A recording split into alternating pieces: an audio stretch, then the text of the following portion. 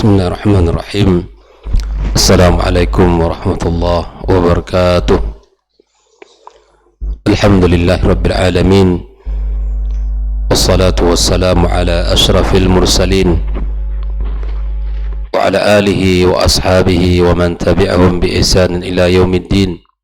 Ashhadu an la ilaha illallah wahdahu la syarika lah waliyus salihin wa ashhadu anna Muhammadan abduhu wa rasuluhu as-sadiqul amin. Subhanaka la ilma lana illa ma 'allamtana innaka antal alimul hakim.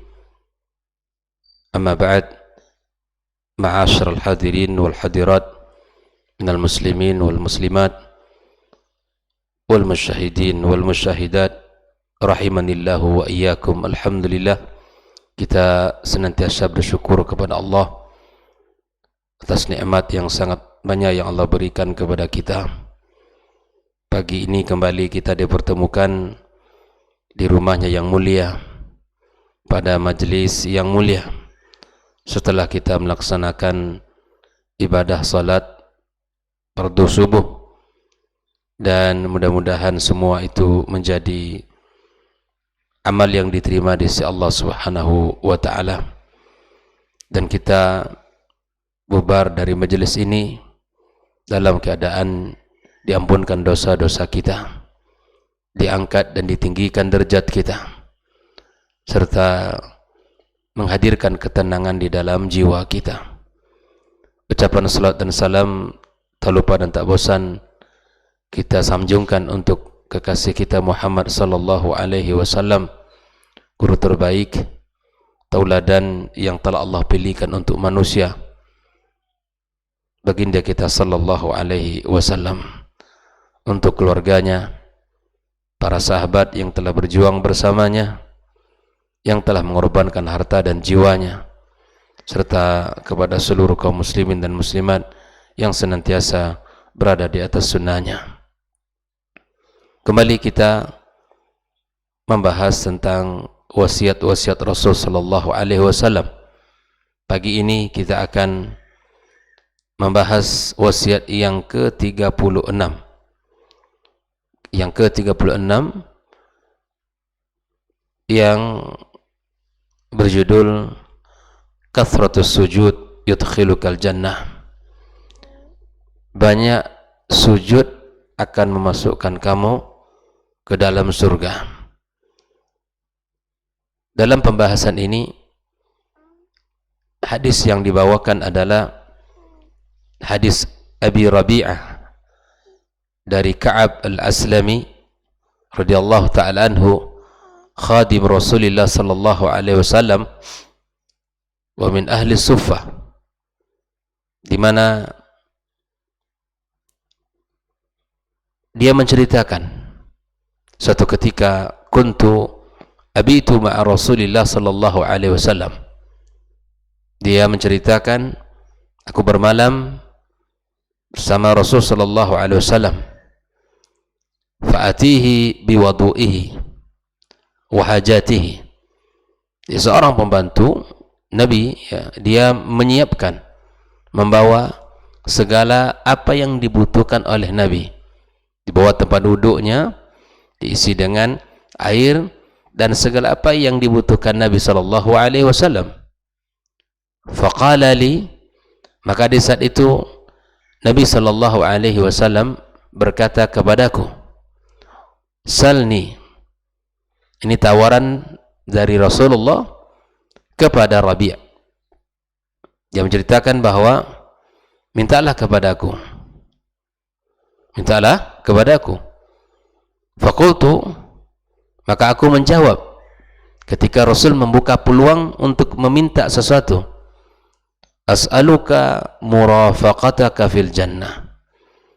Aku meminta dan memohon agar bisa mendampingi kamu nanti ya Rasulullah di dalam surga.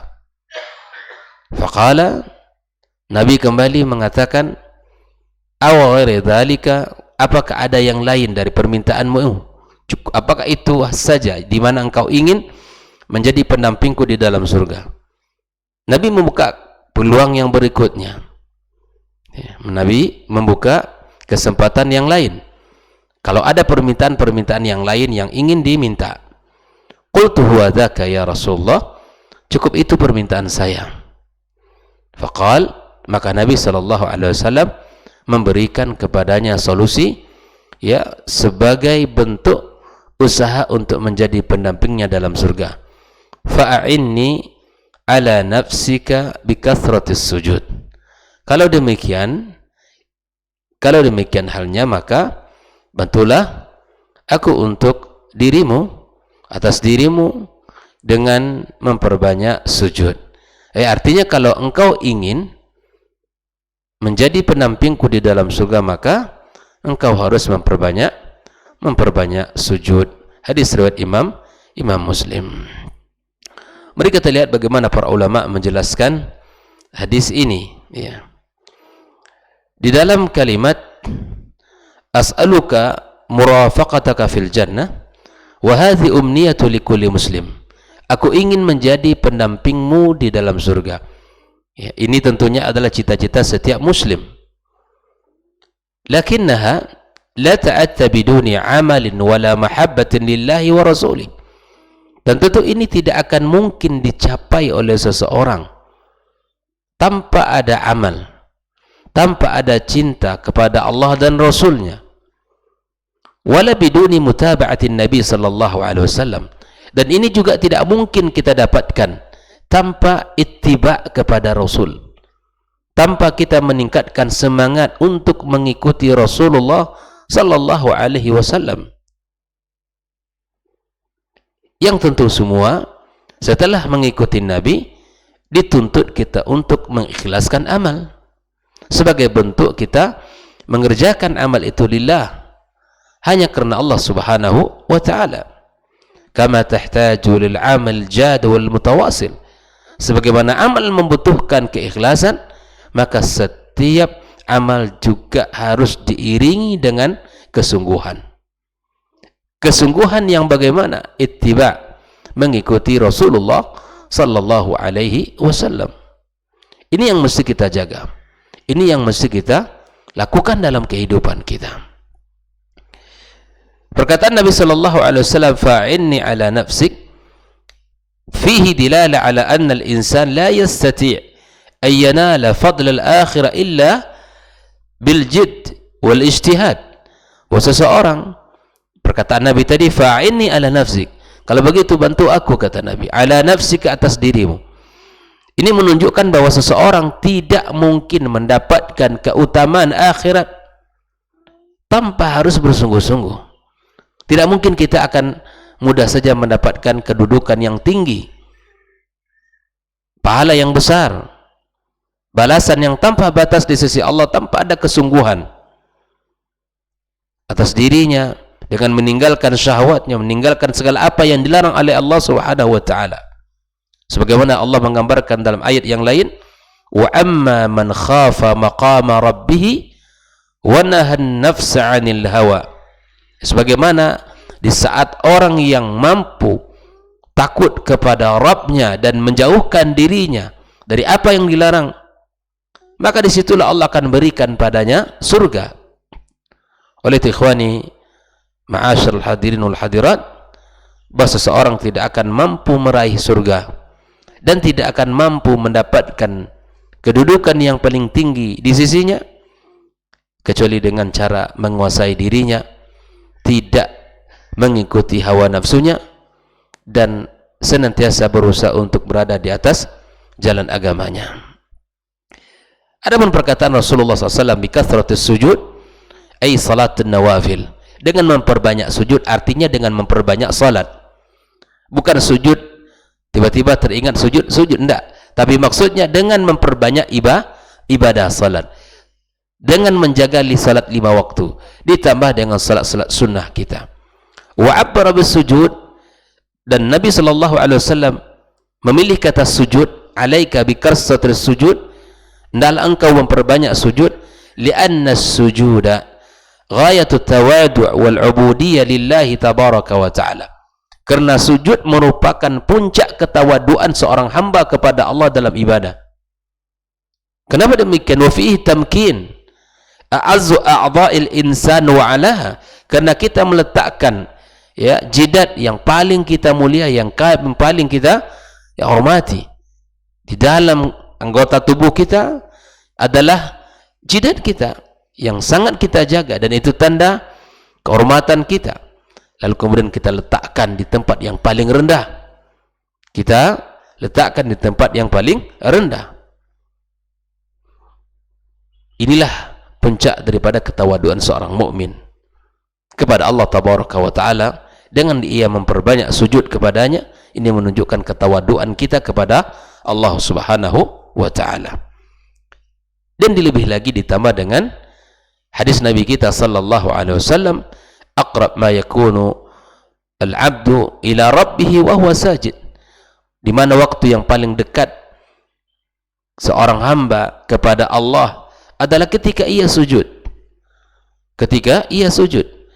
Makanya ada pesan Nabi kepada kita, fa'akthiru du'a, perbanyak doa di saat sujud itu.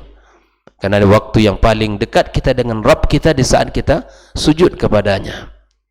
Dan ini adalah bentuk ketawaduan di saat orang-orang yang mau sujud kepada Allah Subhanahu wa Ta'ala. Ikhwani kaum muslimin rahimakumullah.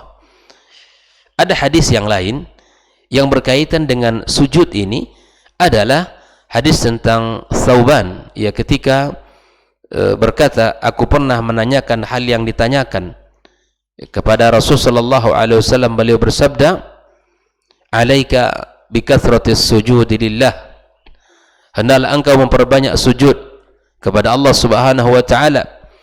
Fa innaka la tasjudu lillahi sajdatan, karena tidaklah engkau memperbanyak sujud kepada Allah illa rafa'aka Allahu biha darajah, kecuali Allah akan meninggikan derajatmu, wa hatta anka bi khati'ah, dan akan menghapuskan dosa-dosamu. Subhanallah. Salat yang kita lakukan ini adalah akan membuahkan kedudukan yang sangat tinggi di sisi Allah. Di samping itu, dosa-dosa kita dihapuskan oleh Allah Subhanahu wa Ta'ala. Maka dari dua hadis yang sudah kita baca ini, ada beberapa pelajaran yang mesti kita ambil. Yang pertama adalah hadis-hadis tersebut menunjukkan keutamaan, fadilah memperbanyak salat, khususnya salat-salat sunnah. Itulah maksud memperbanyak sujud yang ada pada hadis Nabi sallallahu alaihi wasallam. Mengenai keutamaan amalan sunnah, disebutkan oleh Rasulullah sallallahu alaihi wasallam sebuah hadis qudsi. Allah Subhanahu wa Ta'ala berkata, "Wa ma yazalu 'abdi yataqarrabu ilayya bin nawafil hatta uhibbah." Tidaklah hambaku mendekatkan dirinya kepadaku dengan amalan-amalan sunnah hingga aku pun mencintainya. Fa idza ahbabtuhu, apabila aku telah mencintainya, kuntu sam'ahu alladhi yasma'u bihi, maka pendengaran yang ia gunakan untuk mendengar, ya, maka kemudian wa basarahu alladhi yabsiru bihi atau yubsiru bihi, dan penglihatan ia gunakan untuk melihat, wa yadahu allati yabtushu biha wa rijlahu allati yamshi biha, dan begitu pun tangan yang ia gunakan untuk menyentuh dan kaki yang ia gunakan untuk berjalan.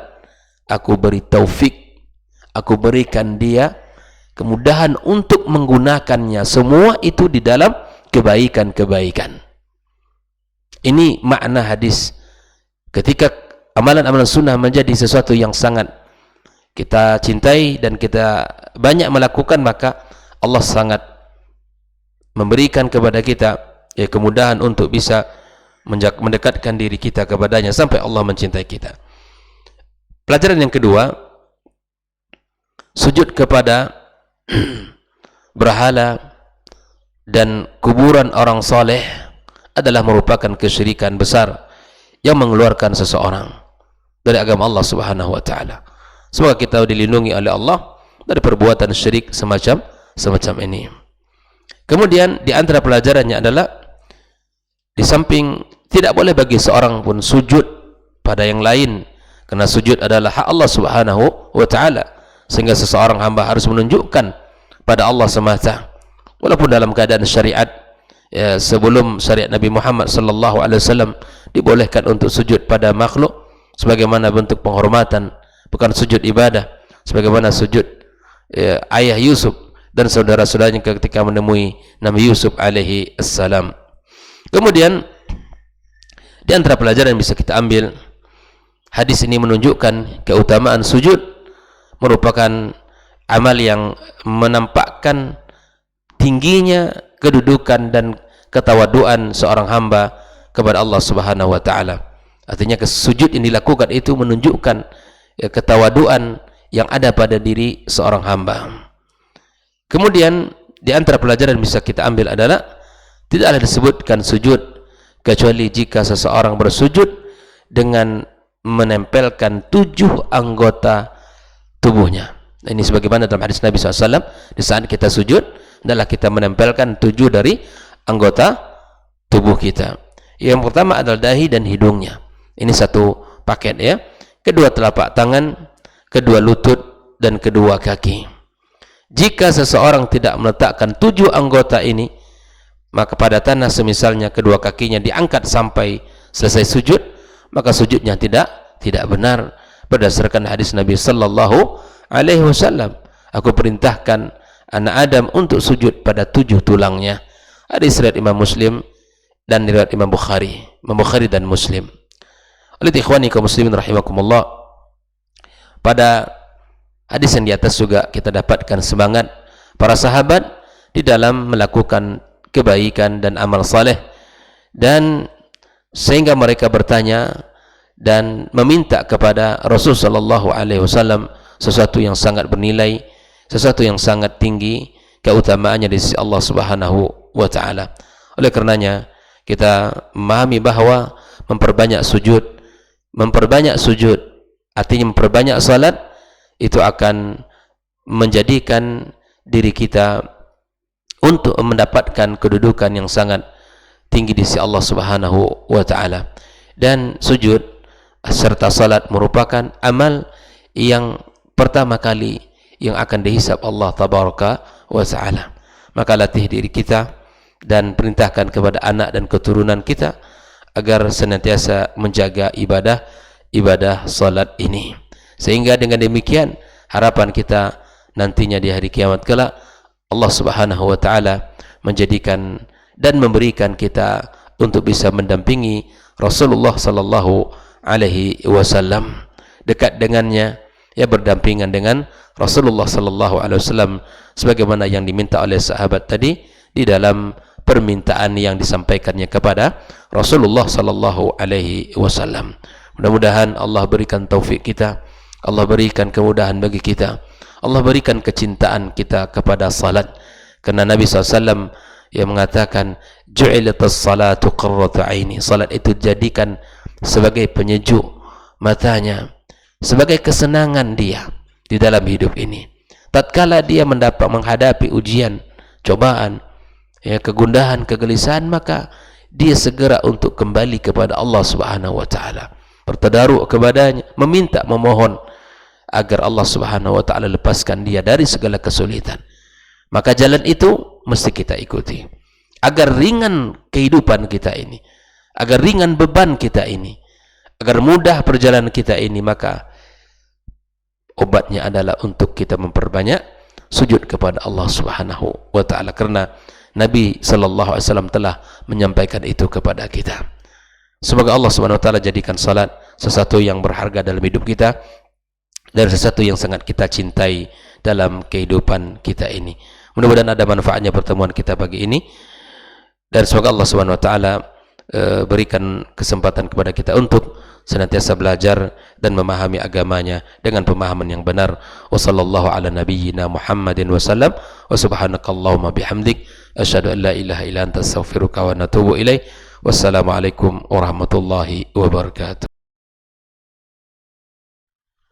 Orang yang keluar dari rumahnya menuju rumah Allah untuk menuntut ilmu syar'i, maka sungguh dia sedang berjalan di jalan ilmu, dan itu akan memudahkannya untuk menuju surga Allah Subhanahu wa taala.